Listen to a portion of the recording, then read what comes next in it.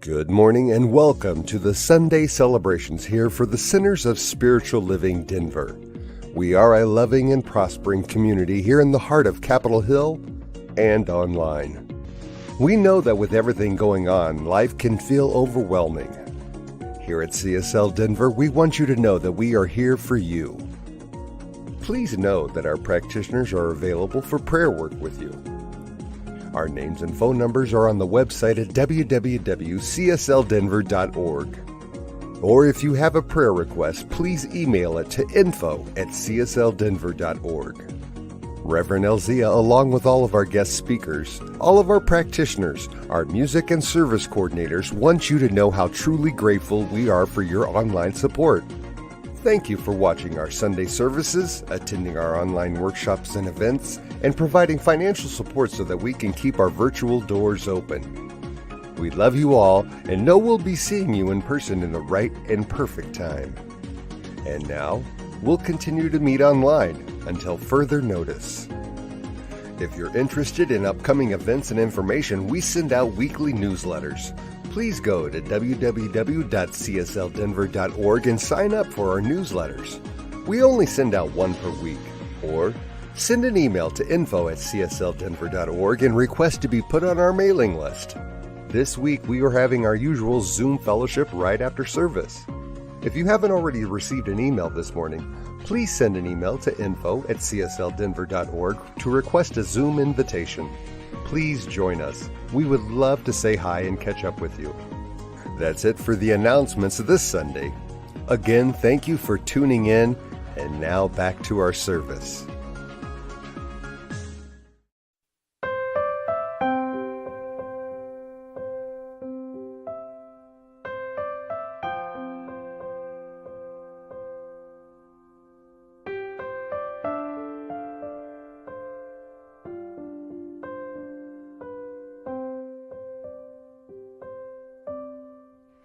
You are the face of God. I hold you in my heart. You are a part of me. You are the face of God. You are the face of God. I hold you in my heart. You are a part of me. You are the face of God. You are the face of God. Tu es l'image de Dieu. I hold you in my heart. Tu es l'image de l'amour. You are a part of me. You are the face of God. You are the face of God. Tu sei la luce di Dio. I hold you in my heart. Tu sei il volto dell'amore. You are a part of me. You are the face of God. You are the face of love. You are the face of love. I hold you in my heart. You are my family. You are my family. You are the face of love. The face of love. You are the face of love. The face of love. I hold you in my heart.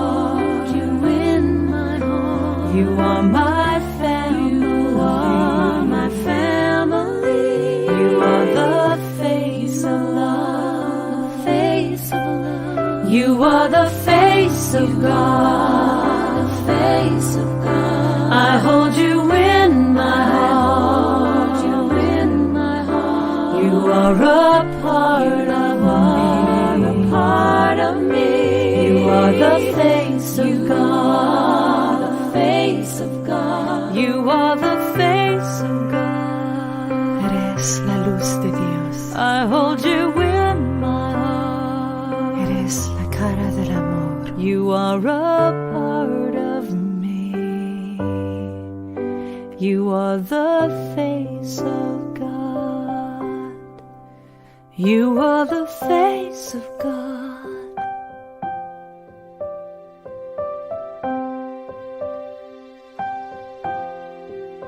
You are the face of God.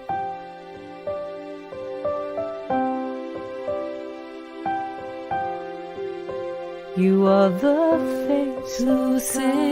La luce di Dio. You are the face You of are the God. face of God. You are the face Tu of es God. l'image de Dieu. You are the face You of are the face of God. You are the face Oh, of c'est God. la luz de Dios. You are the face You of God. are the face of God. You are the face Tu of God. خدایی. You are the You face of God. are the face of God. You are the face of God. Eres la luz de Dios. You are the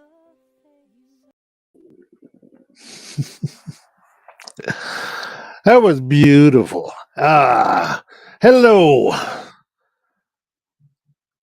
to this great rising. I'm Bill Carlton, a practitioner at CSL Denver Church. I invite you to close your eyes gently, take in a deep breath, and release all the negative emotions and just be present here in this beautiful world. We feel that oneness of God surrounding all of us involved in this service and those who are watching. Allow us to be in gratitude for our power of balance of all of our emotions, pluses and minuses. I acknowledge and give thanks to all that has brought us here in this moment. I release these words to the universe, knowing they return to us tenfold. The force of nature is our talk for today. A quote from Ernest Holmes in Science of Mind, page 68.3 and 139.3. The ultimate cause back of all things must be one.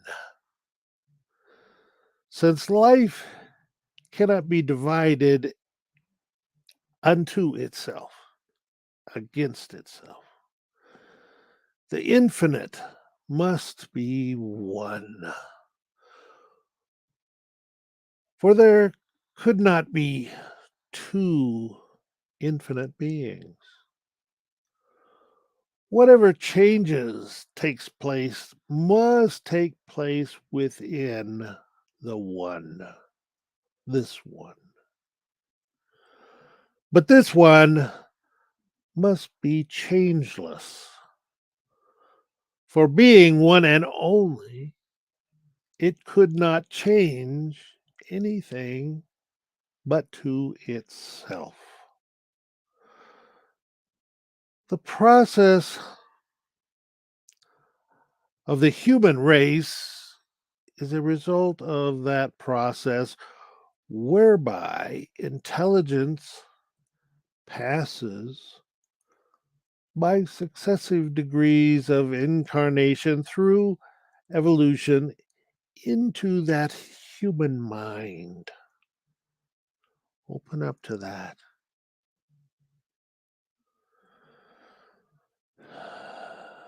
Just give thanks.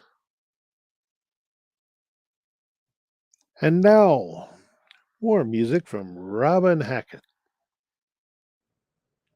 Good morning, everyone. This is Robin Hackett. I'm so happy and so grateful to be able to share music with you today. I'm going to start out today with a song called Certain People.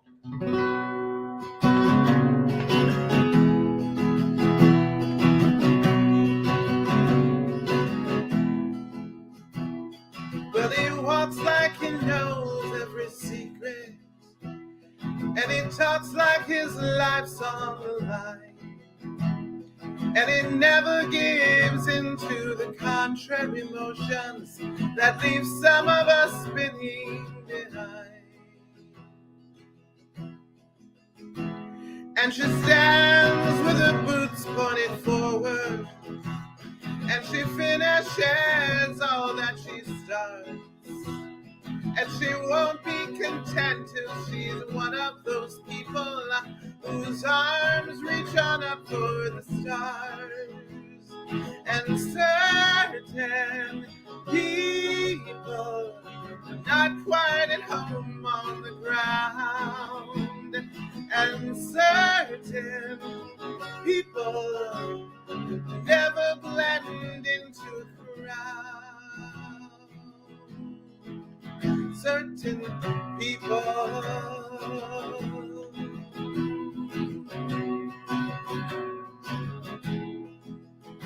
And when he walks in a room with no windows, well, he carries in his own light. And he makes the world seem like there's nothing between what you want, what you make with your mind. And certain people are not quite at home on the ground. And certain people never blend into the crowd. Certain people, certain people. Oh, oh.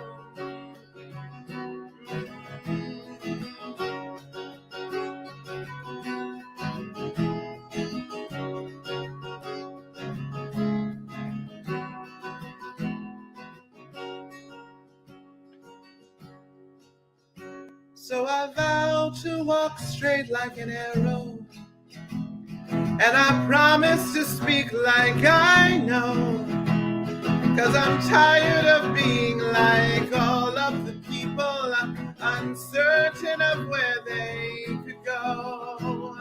And certain people are not quite at home on the ground. And certain people never blend into a crowd. Certain people,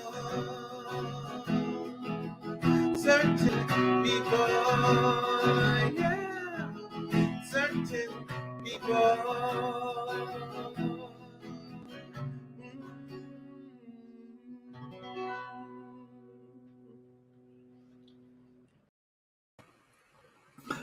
Good morning and welcome to CSL Denver, a place, a space, and a face of love. A spiritual community teaching ancient wisdom and applying universal principles to embody the intelligence of the divine and to empower our lives and the lives of others. First and foremost, I want to thank our special musical guest for this month, Robin Hackett. Thank you for that moving song that fits so perfectly, I believe, with today's topic of the force of nature in us. There's certain people who get that, right? Certain people who are in line with that. And so as we start this month of August, our theme for this month is the wonder of nature. The wonder of nature. And today we are going to awaken that force of nature within us and look at what that means and how that relates to us and how we can become more of that. More of that. Now, I like to start this morning with a question. Do you believe in God, the living spirit, the all in all? That one indivisible, energetic intelligence that permeates all things. The forces and processes that set the universe into motion. Do you really believe that? Do you believe that we are created in the image and likeness of God? So I'm going to pause there for you to really think about that, because that is the essence of today's talk. That is the essence of life. How do we awaken? How do we live in harmony with that force of nature, that God spirit that is in us all? We say we believe. We say we believe. But if we truly believe, then let us begin to live our lives in that manner. Let us begin to live our lives where these beliefs are reflected in our everyday lives, in our everyday walkings upon the earth. As Robin said in the song, certain people understand that there's a levity that we approach life, and there's a way of looking at things so that we begin to understand the allness of it. The allness of it. So as we look around the world today, it's easy to see one or two things, right? Either we are out of balance with nature, or we're just ignoring it altogether. And we're doing that, I would suggest, at great peril. At great peril. Because you see, Ernest Holmes says, a house divided against itself cannot stand. A house divided against itself cannot stand. And so we have this quote that says this: it is therefore a mathematical necessity that because the originating life principle is infinite, it is a single unit, and consequently, wherever it is at all, the whole of it must be present. The whole of it must be present. So as we look at this quote by Thomas Troward, it really highlights this oneness, this allness, this thing that our ancient ancestors call nature. Now, unfortunately, a lot of historians, I believe, have gotten a misunderstanding of indigenous culture, where it said that they worship nature and of such, right? But what they failed to understand was that they were not worshiping nature. They were in awe of nature. They looked at nature and they realized there were things that animals could do, and there were things that happened in water and in air that was foreign to them. So they thought, right? They understood, though, and they respected that idea of life the way it was, and they began to say, yes, how do I match that? How do I begin to reverence this creative power, this divine intelligence that created all of this? And so what has happened now, I believe, is because we have forgotten that we are a part of nature,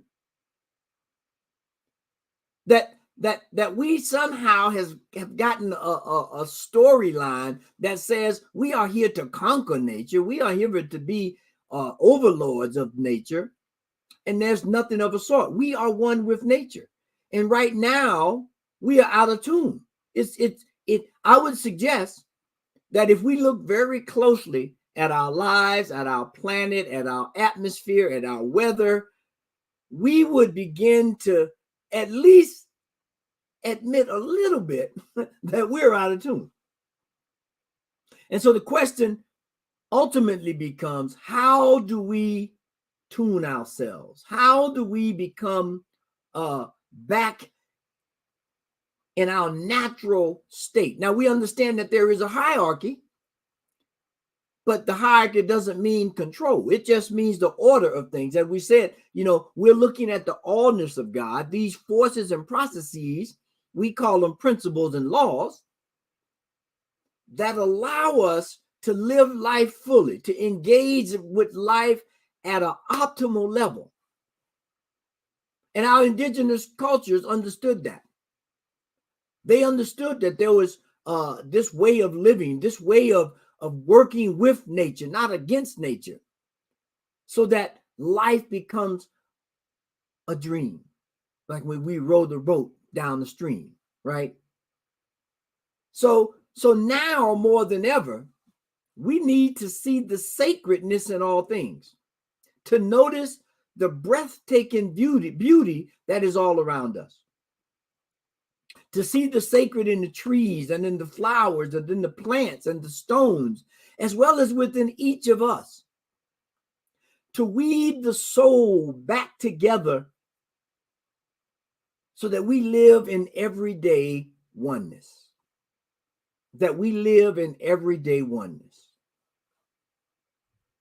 Because if you don't think that's a thing that we need to do, just take a moment to think about, or even during this week, go out in nature and you will begin to notice how being in nature has a calming effect on us. Now, it's different for everybody, right? Some people like to be in the woods. Some people like to be near water. Some people like to play in the dirt, or some people like animals, or a whole myriad of things, that when we become engrossed in those things of nature, as they are called, we begin to feel a different way. We begin to see life a different way. And we awaken to that nature that's inside of us. Now, you just think about a lot of the seasons, or a lot of the holidays and ceremonies, the equinox and the solstices and a lot of the holidays that we celebrate across all the religions and all the traditions have something to do either with nature or that are indicated by some natural phenomenon. And so when we begin to look at that and understand that, we begin to see how we fall in line, right? We begin to see the beauty in nature, the magic in nature, that there is a divine wisdom in all things.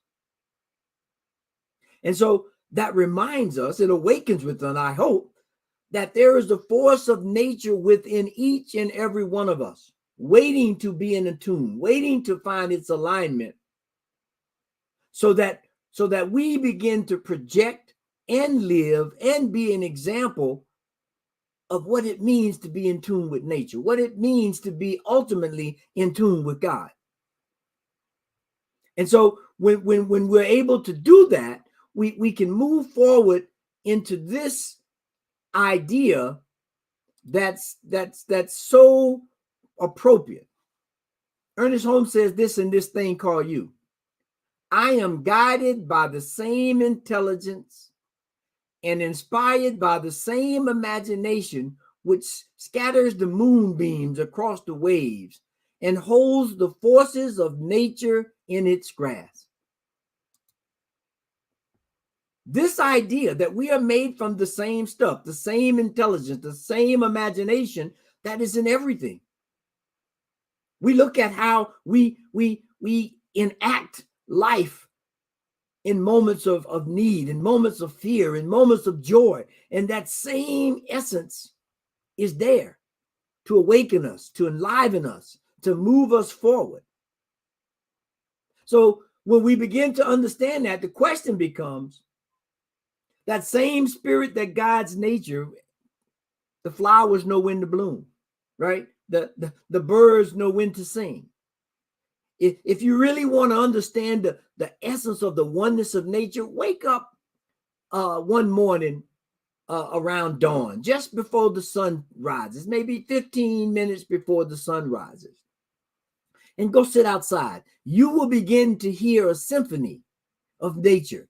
The birds are awakening, and the animals are beginning to scurry around, and you can feel a presence there. You can feel an energetic connection that allows you to say, wow, I feel that.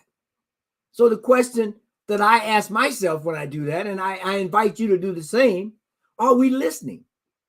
Are we looking? Are we observing the different things that we want, right? That same intelligence is what's guiding us right now.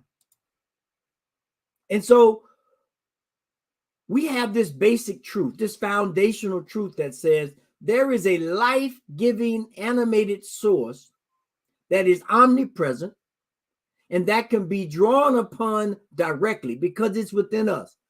There's guidance there, there's support there in all of it. And it's calling us to live a higher expression of life, a higher expression of ourselves. And so as we begin to get in tune with this natural phenomenon within ourselves, and we begin to find this nature that we can connect to with all things, there are three things I want to leave us with today that we can begin to contemplate, that we begin to try to activate in our lives every day in some small way, so that we begin to awaken to a new way of living. We begin to awaken to the things around us that are changing. We look at the weather patterns just this last week of the rain and the fires. We know there's an imbalance. And so when we can find these truths, I think we'll be able to begin to make a change, begin to live more in harmony with everything around us. Now, the first thing is, this first spiritual truth is, we must regain our balance and alignment. We must regain our balance and alignment. That means we have to do as Stephen Harp says here, that is essence. Our relationship with nature is more one of being than having. We are nature. We do not have nature. We are nature. We do not have nature. We are part of God's creation. We are part of all there is. And so when we begin to find that balance and alignment between understanding that, then we begin to believe in the incarnated spirit that is within the human being. And we know that one is indivisible. From our basic math class, you can't divide one thing. You start going into sub numbers, and now we're into a whole nother realm of existence. But if we're looking at wholeness, we're looking at oneness, one is indivisible, except by itself. It's the only number. So when we begin to believe in that incarnated spirit in us, in all of nature, we can begin to awaken to that force. We can begin to attune to that force. And just like when we look at an iceberg in the water, right? We see the tip of it, but there's so much more underneath. And in fact, it is just a different expression of the water that it finds itself in. It is the same thing, just expressing differently. So when we begin to understand that, when we begin to understand that we are individual icebergs floating in the spirit of life, and that each one of us has so much more essence in the spirit than we allow often to be expressed. And so now we begin to open up to this force within, this nature within, and attune it with everything. And find that oneness and find that connection. And know that we are made of the same stuff. And when we do, balance and alignment is just a natural byproduct. We begin to understand that if it's cold enough, we will become an iceberg. And as it warms, we will float back into the water. And we have this cycle of life, this ebb and flow that is present everywhere in nature. Everywhere in nature, including us. So the first thing we must do, we must find and realign the balance within ourselves and with nature. Because as Stephen said, we are nature. We're not something else. We are part of nature. That is us. And then once we've understood that and we've grappled with that and we've come to terms with that, and that takes some practice sometimes because a lot of us have to humble ourselves. We have to admit certain things that we've learned or whatever are not whole truths, but half truths. When we do that, we wake up to the second spiritual truth, is that we have to be comfortable with growth and change. There's no way around it. We have to be comfortable with growth and change. When we look around us, everything in our lives is changing every moment of the day. That is the nature of nature, if you will, right? It is an ever unfolding, evolving, expanding presence. So no matter where we are or where we go, we can't afford change in our body, in our environment, in our relationships. But when we can find the balance and alignment with the one thing, the all in all, then we can begin to grow with grace, grow with expectation, grow with excitement of what's coming next, not looking behind and being fearful or being out of tune with where we are now. We understand that what is past has brought us to this moment. So now let us grow upon that. Let us change to adapt to what we're doing in life right now. And if we forget, our environment is showing us day by day that things are changing, which means we have to change. We have to change our relationship and our understanding of all of nature. And so when we understand that everything is changing and growing, and we understand then that we have to be open to the oneness. We have to be open to the different ways and expressions of life that may not be comfortable, that may not make us feel happy all the time. But if we are listening and we are observing, we understand the right thing to do. And we do it, whether it's comfortable or not, whether we understand it 100% or not. And when we can do that, now we're moving in light speed. John Maxwell says this: change is inevitable, but growth is optional. Change is inevitable, but growth is optional. Meaning, we can stay stuck in a moment or in a time or in a place where we don't understand, where we don't realize and buy into the idea that we are part of all. All is us and us is all, right? And we can grow with that if we want to, or we can stay stuck. And we know people that are stuck, right? We know people that are stuck in moments in time, periods in their lives, ideas about the world that are not helpful, that are not working, that are not supporting that individual or that community to be present in the moment called now. Present in the moment called now. And so When we begin to understand that we are going to change and we got to grow with it, then we set up the final point, right? We understand that we have to find balance and alignment. We understand that we have to be comfortable with growth and change.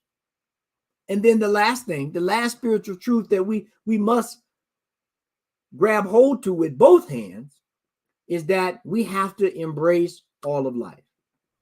We have to embrace it all. There is no good. There is no bad. There is just life. And within life, there are different aspects of it that we feel comfortable with and others that we don't. However, to have the experience called life, they go hand in hand. As you know, up has absolutely no meaning if there's no down. They go together. They are a relationship of oneness. And so when we begin to see that in everything, then we can begin to put ourselves in a position where we accept everything. And that means everything. And then we have to begin to use our intelligence, this divine spirit that within, this imagination, this perspective, this insight, this intuition that is infused in all things to guide us. Not judge it, not condemn it. I mean, we can do that, but that oftentimes just anchor us more into the stuff that we don't like anyway.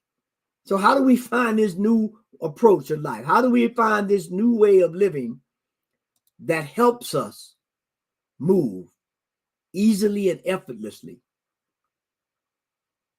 Because when we can do that, I think this statement by Iyanla Vanzant really begins to set the point. Just for the day, if we can do this just for the day, to allow ourselves or to allow yourself to embrace all that you are every moment. Know that you are a vessel of light. Allow yourself to release all doubts about your abilities. The mistakes of the past and the fear of the future. Because when we can do that, it's like the story in the Bible by Jesus, Matthew, in Matthew, I think it's Matthew 23:6, that says, look at the lilies of the field. They don't toil, they don't strive, because they understand the nature of all things. They understand how to embrace life, how to embrace God, and how to allow everything to unfold, because there is a nature within it that allows this to be so, that allows this to be. And so as we have that phrase, or several phrases, you got to get in the flow and stay in the flow and go with the flow. That flow is nature itself. And when we are allowed to put ourselves in there, and we are allowed to release the fear and all of the things that sometimes hold us in a place where we really know we don't want to be, we just have to change our mind. We just have to change our view and allow the natural nature that is in us, which is God, the Spirit itself, to unfold. And so with that, I think, as we look forward to this week, and we step into the call to action this week to anchor these ideas in our lives and anchor these points, I have two things. The first, this week, take time in nature and begin to tune in and find your balance. Tune in and find your balance. And then find one thing you can commit to that will have a positive effect on our planet. That will have a positive effect. So go out in nature, find your tuning, and then figure out what we can do, what you can do to sustain life in a normal, natural oneness. And when we do that, we would step into the affirmation of this week, which is, I am one with all life on planet Earth. I am one with all life on planet Earth. And so as we just allow that to sink in and to enrich in our lives, let's take a deep breath and go into prayer.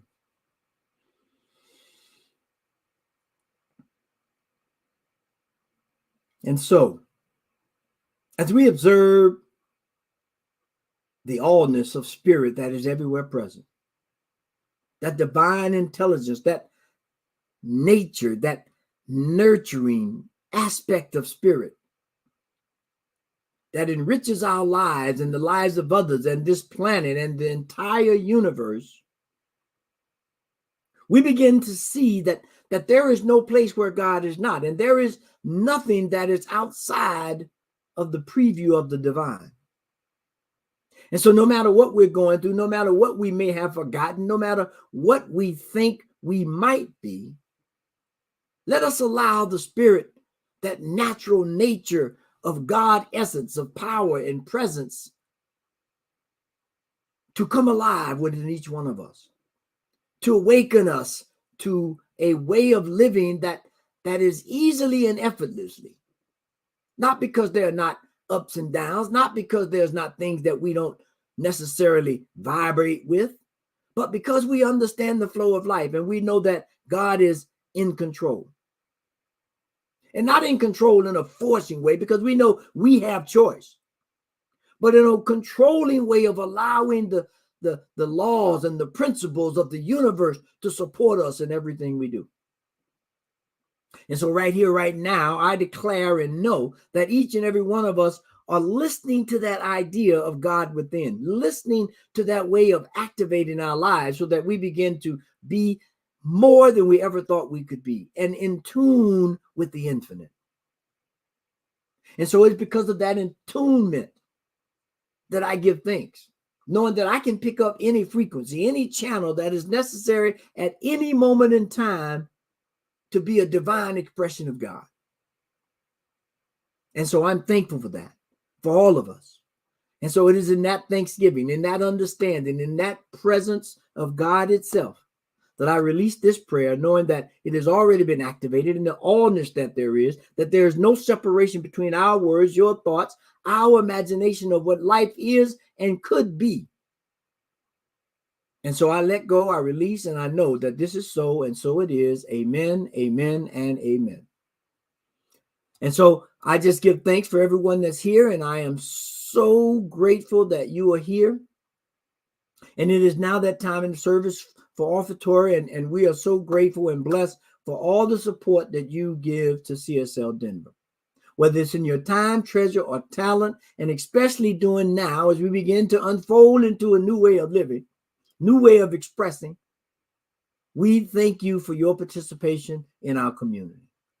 And so as you see running across the bottom of the screen, that there's the different ways that you can give through text or going through the website and hitting the donate button or by sending a mail, old snail mail, to the P.O. box.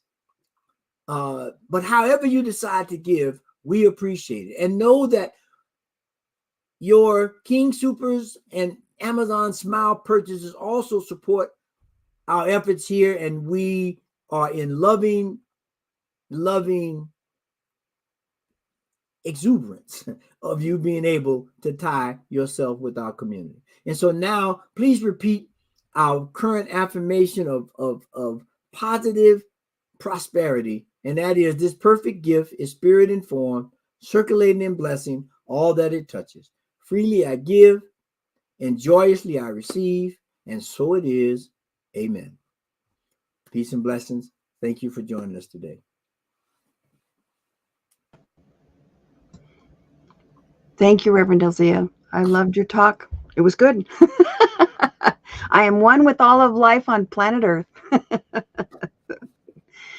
So we have a few announcements today. We will not be having our usual virtual fellowship on Zoom this morning because I will be facilitating the workshop, The Sacred Art of Listening. So this workshop is from 11 this morning to about 1 p.m. We may start a little bit early, so grab yourself something, another drink or something to eat, and come join us, and right here on Zoom. So using the book, The Sacred Art of Listening by Kay Lindahl, we will discuss ways we can learn to listen from the essence of our being and how to expand our awareness and broaden our concept of listening as a sacred art. We would love for you to come and join us for this workshop. It's not too late. If you didn't receive the Zoom invitation I sent out this morning about 8:30, please send an email to info@csldenver.org and mention the workshop, and I'll send you a Zoom invitation right away. Love offerings are not required, but are gratefully appreciated. And we will start back and have fellowship next week, same time as we usually do. And also, if you, like me, are needing some good news of the world to offset some of the other stuff going on in the world right now, New Thought Media Network has a program on Fridays at 5 p.m. Mountain Time and is called And Now the Good News. I invite you to check it out and be uplifted. It's on www.ntmedia.org. Meanwhile, we hope you have a wonderful week and affirm right here and right now that 2022 is blessed and perfect in all that it is. We love you. We miss you. Please take care of yourselves. And let's close out with I Release and I Let Go by Michael Gott. There was a time in my life, thought I had to do it all for myself. Didn't know the grace of God was sufficient. I didn't know the love of God was hand.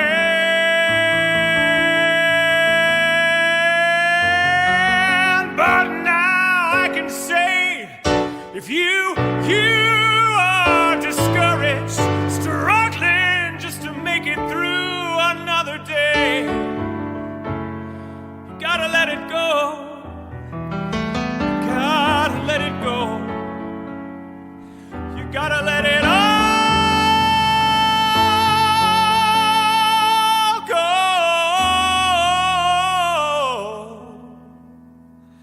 And this is what you have to say. I release and I let go. Let the Spirit run my life. And my heart is open wide. Yes, I'm only here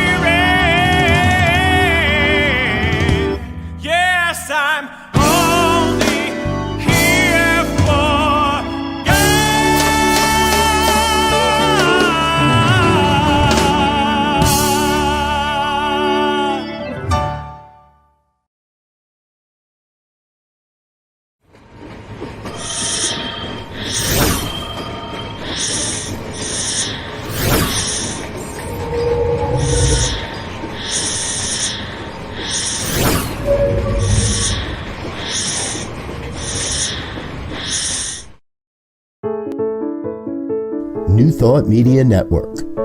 We are a global broadcast network of positive music, media, and entertainment, inspiring humanity's evolution along the journey of enlightenment and creating a world of love, peace, empowerment, and prosperity for all. New Thought Media Network. Positively inspiring.